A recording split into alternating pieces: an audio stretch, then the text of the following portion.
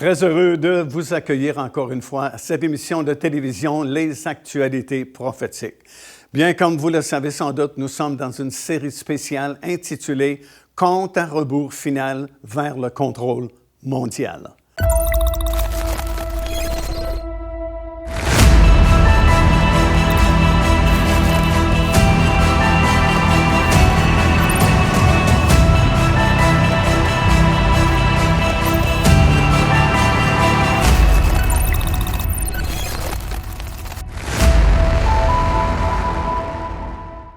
Aujourd'hui, nous allons débuter notre 4e session intitulée « Le bélier, le bouc et les 70 semaines fixées sur l'histoire du peuple d'Israël ».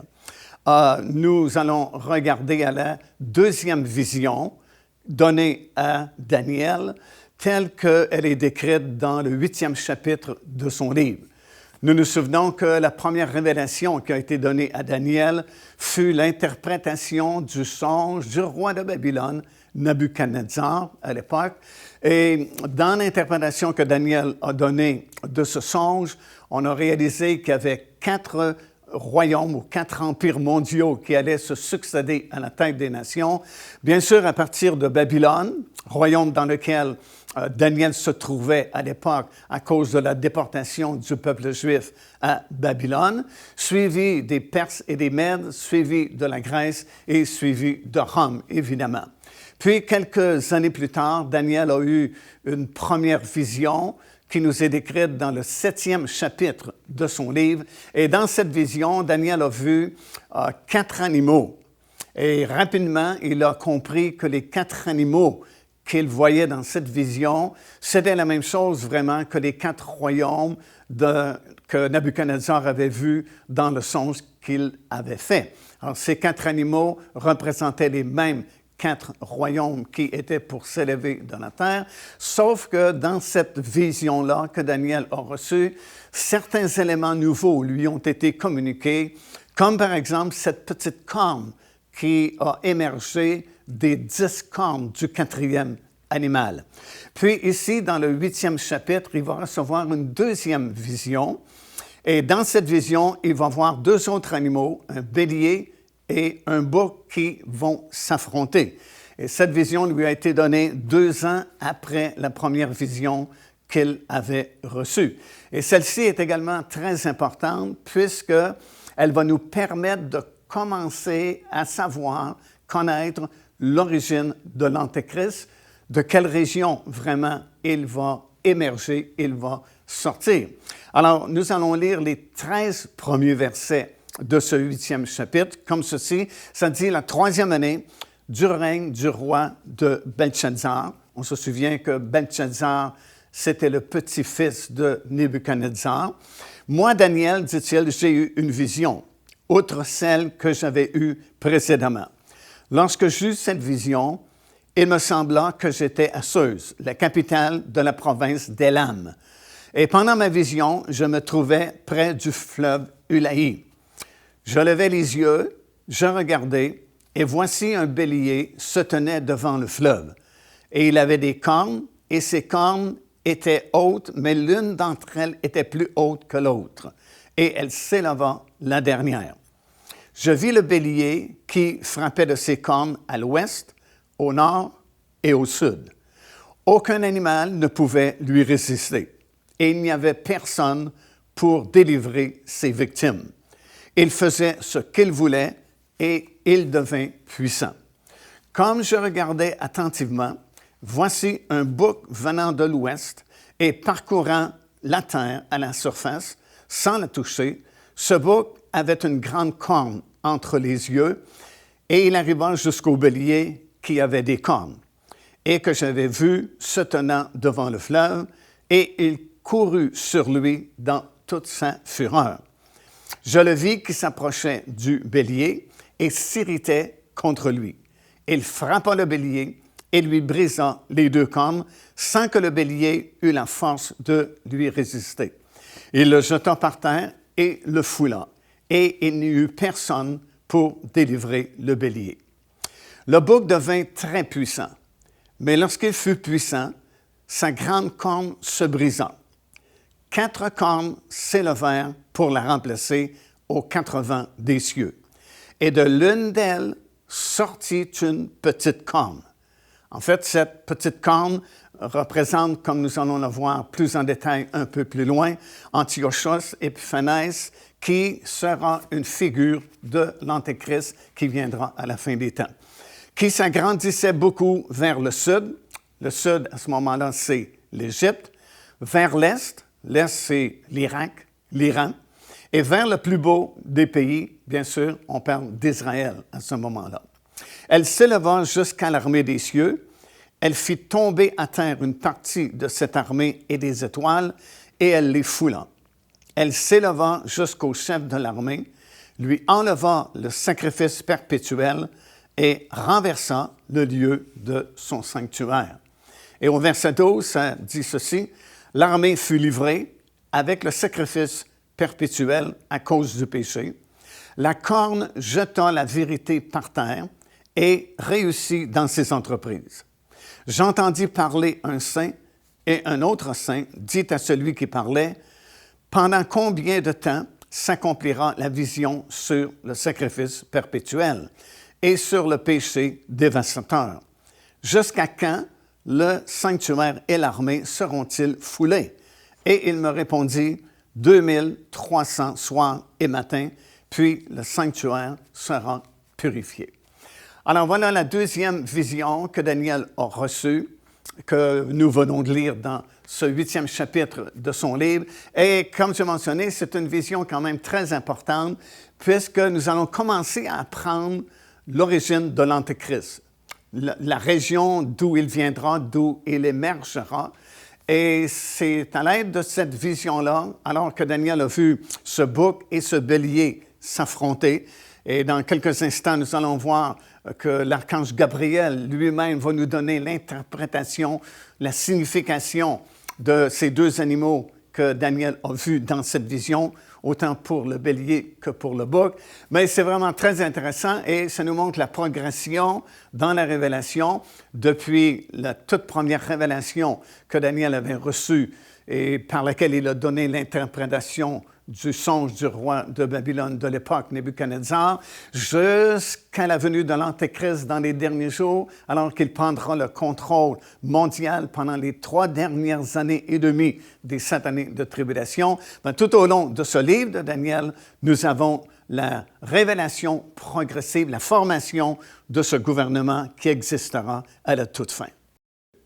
Puis des versets 15 jusqu'à 27 de ce 8e chapitre du livre de Daniel, nous lisons qu'alors Daniel va chercher à comprendre le sens de cette vision, va chercher à comprendre qu'est-ce que ça veut dire. Et Gabriel, encore une fois, va venir et va lui expliquer cette vision-là. Il va lui dire ceci, « Sois attentif, fils de l'homme, car la vision concerne un temps qui sera la fin. » Puis il ajouta, « Je vais t'apprendre ce qui arrivera au terme de la colère, car il y a un temps marqué pour la fin. » Alors, avec Dieu, il n'y a rien qui arrive par hasard. C'est planifié avant même la fondation du monde. On sait que Christ est né exactement à la date qui était prévue avant même la fondation du monde.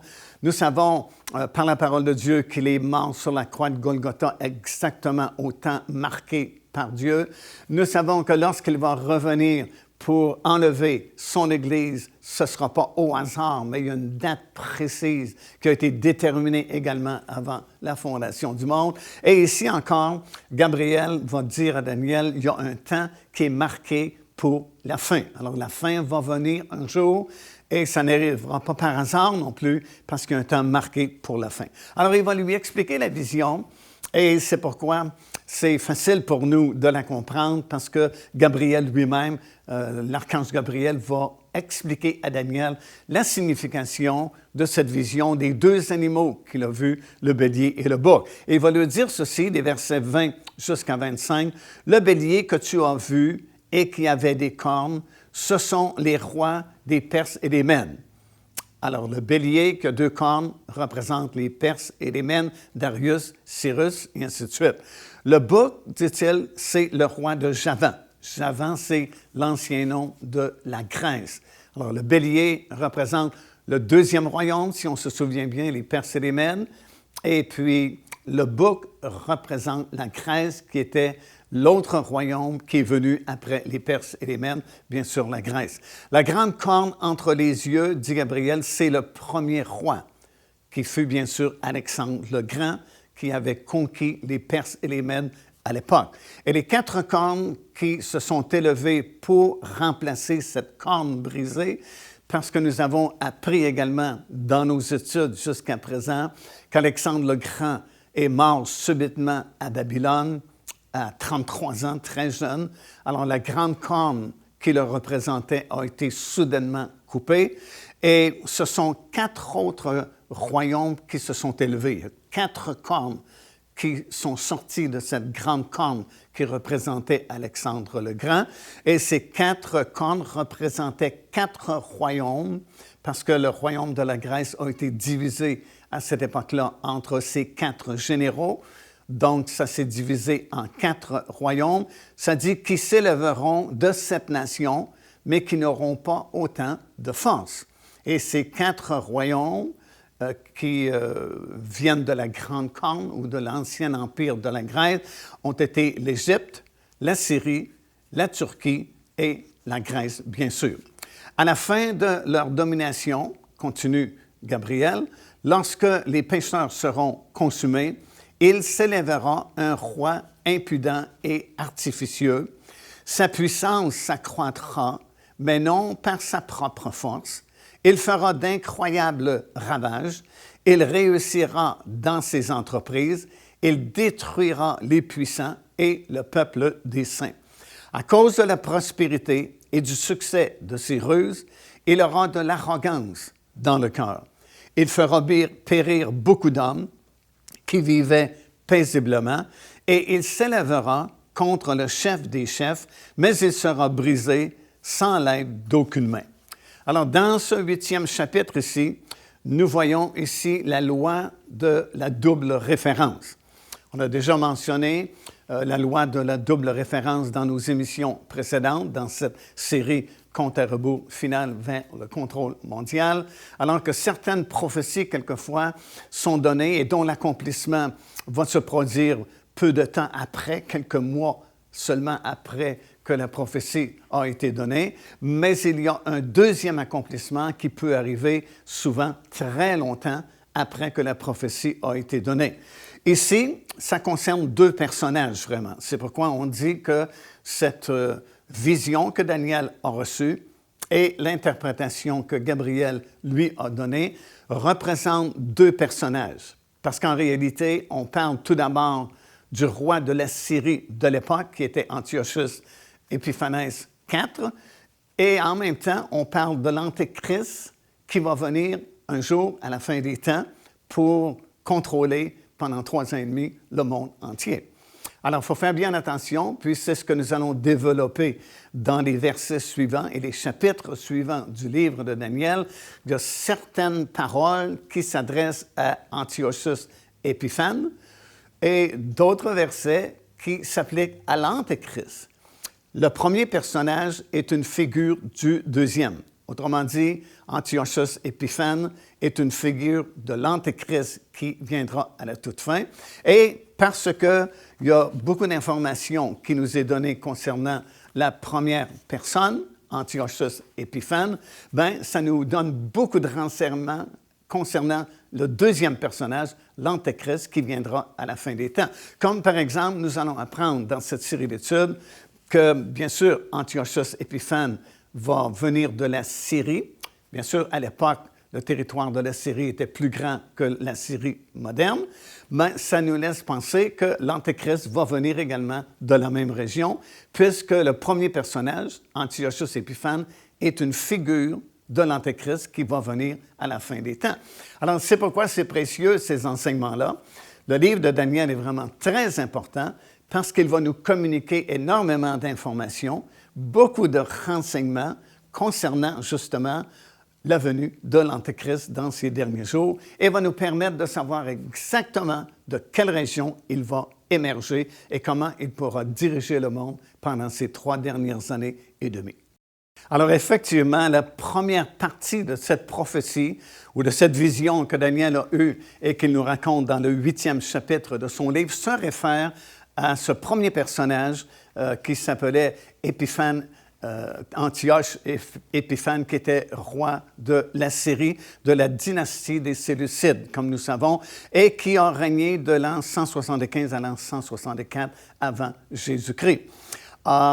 Ce personnage est intéressant parce qu'il est une figure de l'Antéchrist. Alors, plusieurs choses qu'il a fait, et même son lieu d'origine devient important parce que ça nous donne des renseignements concernant cet homme qui va se poindre bientôt et prendre le contrôle mondial. Et cet homme, Antioche Épiphane, a fait 2 expéditions contre l'Égypte, qui est le royaume du Sud dans ce contexte-là. Et la seconde expédition se solda par un échec. Et à son retour, il s'arrêta en Israël et il va perturber vraiment la vie religieuse des Juifs à cette époque-là. Premièrement, il va persécuter les Juifs. Deuxièmement, il va interdire certaines ordonnances de la loi de Moïse. Troisièmement, il va faire cesser le sacrifice perpétuel dans le temple et une abomination vraiment, en fait c'est le terme que Jésus va utiliser dans Matthieu chapitre 24 un peu plus tard, il va offrir un porc sur l'autel des sacrifices. Alors évidemment, ça a perturbé la vie en Israël. C'était un scandale à l'époque, c'était un affront vraiment très grand envers le Dieu d'Israël, envers la sainteté du temple également. Puis au verset 13 et 14 de ce 8e chapitre, Daniel va s'informer à savoir combien de temps va durer cette profanation. Alors on sait que c'est des événements qui sont prophétisés, qui vont venir après. Bien sûr, ce que Daniel prophétise n'est pas encore arrivé, mais il va voir dans cette vision que ces événements vont se produire lorsque Antioche Épiphane sera en force, sera en autorité en Syrie. Et il va s'informer combien de temps ça va durer cette profanation-là du temple qui se produira à cette époque-là. Et on va lui répondre 2300 soirs et matins. Pourquoi est-ce qu'on parle de soir et matin plutôt que de journée? Bien, c'est en rapport justement avec les sacrifices qui étaient offerts le soir et le matin, donc 2 fois dans la même journée. Et parce que le sacrifice perpétuel a été arrêté par Antioche Épiphane, on s'informe combien de temps ça va durer, cette profanation et ce scandale vraiment qui s'est produit à cette époque-là. On va lui répondre 2300 soirs et matins. Et en fait, c'est le temps où cette profanation-là exactement a perduré. C'est le temps où Antioche Épiphane a profané le temple, a fait cesser le sacrifice perpétuel à cette époque-là. Et dans Daniel chapitre 11 et le verset 12, ça dit « Nous apprenons que certaines personnes du peuple juif, à cette époque-là, ceux qui connaissaient vraiment leur Dieu, vont agir avec fermeté, comme c'est écrit, et les plus sages parmi eux donneront instruction à la multitude. » Évidemment, cela fait référence à la famille des Maccabées, comme nous connaissons l'histoire dans la parole du Seigneur, qui se sont soulevés contre Antiochos Épiphane et ont été vainqueurs vraiment, et puis ils ont purifié le temple, ils ont réglé la situation à l'époque.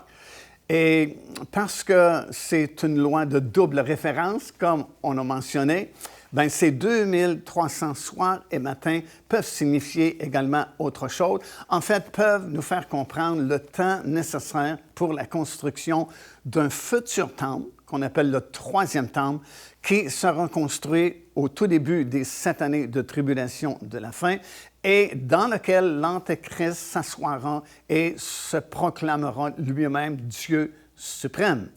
Et en effet, si nous calculons le nombre de journées que durera les 7 années de tribulation, nous arrivons exactement à 2520 jours, calculant à raison de 360 jours par année, qui sont les années bibliques, puisque cette période, elle est fixée dans le temps aussi.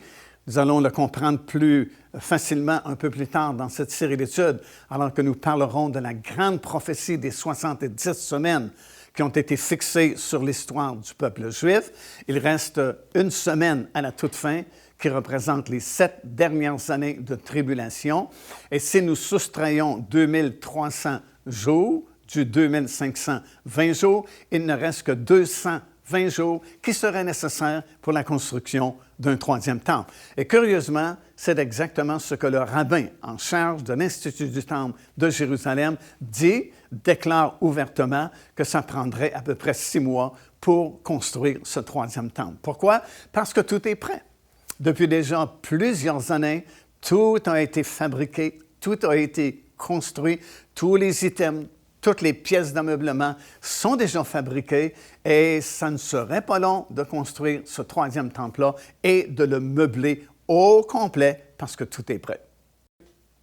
Alors justement, regardons à cette autre grande prophétie, la prophétie des 70 semaines qui ont été fixées sur le peuple juif. C'est dans Daniel chapitre 9 et au verset 1er et au verset 2, il est écrit ceci. « La première année de Darius, fils d'Assuérus, de la race des Mèdes, lequel était devenu roi du royaume des Chaldéens, la première année de son règne, moi, Daniel, dit-il, je vis par les livres qu'il devait s'écouler 70 ans pour les ruines de Jérusalem, d'après le nombre des années dont l'Éternel avait parlé à Jérémie, le prophète. » Et effectivement, cette prophétie se trouve dans le livre de Jérémie, dans le chapitre 25 et au verset 11, alors que Jérémie va prophétiser le nombre d'années précises qu'Israël sera déporté à Babylone, c'est-à-dire 70 ans. Et alors que Daniel va réaliser que ça fait à peu près 70 ans qu'ils sont à Babylone, il va prier afin que cette parole du prophète Jérémie puisse s'accomplir et que les Juifs puissent sortir de Babylone et revenir s'établir en Israël, reconstruire la ville de Jérusalem, rétablir le temple, le restaurer afin que les sacrifices puissent recommencer. Alors qu'il était en train de prier, encore une fois, Gabriel, l'ange ou l'archange qui était venu le voir dans une vision précédente, va s'approcher de lui et va lui révéler l'avenir du peuple juif. Et cette prophétie, vraiment très importante, elle est écrite dans Daniel chapitre 9, des versets 24 jusqu'à 27, et ça va comme ceci. 70 semaines ont été fixées sur ton peuple et sur la ville sainte. La ville sainte, bien sûr, étant Jérusalem. Pour faire cesser les transgressions et mettre fin au péché, pour expier l'iniquité et amener la justice éternelle, pour sceller la vision et le prophète et pour oindre le Saint des Saints. Premièrement, il est à remarquer que cette prophétie ne concerne pas l'Église, ne concerne pas les nombreuses nations du monde, mais concerne exclusivement Israël, puisque la prophétie commence par ces paroles, 70 semaines ont été fixées sur ton peuple. Bien sûr, le peuple de Daniel, c'était le peuple juif. Alors, la prophétie ne concerne pas l'Église, ne concerne pas le monde, les nations du monde, mais concerne exclusivement Israël. En hébreu, le mot semaine, c'est sabua, S-A-B-U-A, qui signifie tout simplement 7. Alors, quand on parle de 70 semaines, on parle de 70 7. Mais 7 quoi? 7 semaines, 7 mois ou 7 années? Bien, ça va dépendre du contexte dans lequel le mot apparaît. Par exemple, dans le livre de la Genèse, dans le 29e chapitre, à compter des versets 15 jusqu'au verset 30, nous lisons au sujet de l'histoire de Jacob qui va travailler pour Laban. Et puis, ça dit au verset 18 que Laban va dire, Jacob plutôt va dire à Laban, « Je vais travailler 7 ans pour marier Rachel. » Et au verset 20, ça dit que, effectivement, Jacob a travaillé 7 ans pour avoir le privilège de marier Rachel. Cependant, à l'époque, ce n'était pas la coutume de marier la cadette en premier. Alors Laban va demander à Jacob de travailler, remarquez bien, une autre semaine ou 7 autres années. Et dans Genèse chapitre 29, verset 27, c'est vraiment très clair.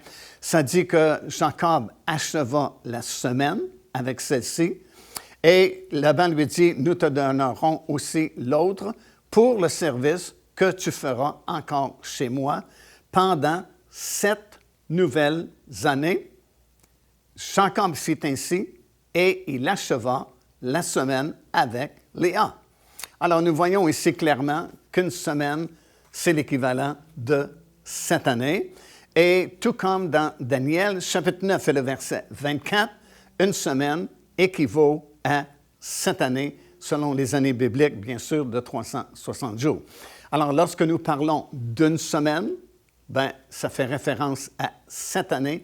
Et si on parle de 7 semaines, évidemment, on parle de 49 ans, parce qu'une semaine, dans ce contexte-là, c'est l'équivalent de 7 années. Alors, lorsque nous lisons cette grande prophétie, c'est une prophétie vraiment très importante parce qu'elle va nous indiquer justement qu'à la toute fin, il y aura une semaine ou 7 années d'intenses tribulations sur cette terre et qu'au milieu de cette période-là, un homme va prendre le contrôle mondial que la Bible identifie comme étant l'Antéchrist. Ça part, toutes ces révélations-là viennent de cette grande prophétie, cette grande vision que Gabriel a expliquée à Daniel alors qu'il était en captivité à Babylone à cette époque-là. Car Dieu a tant aimé le monde qu'il a donné son Fils unique, afin que quiconque croit en lui ne périsse point, mais qu'il ait la vie éternelle. Téléchargez gratuitement l'enseignement « Le salut, c'est quoi ?» en visitant notre site web www.paindevie.org et recevez la grâce merveilleuse que Dieu vous offre. Ici l'évangéliste Mario Massicotte qui vous invite à vous inscrire à notre lettre de nouvelles électronique.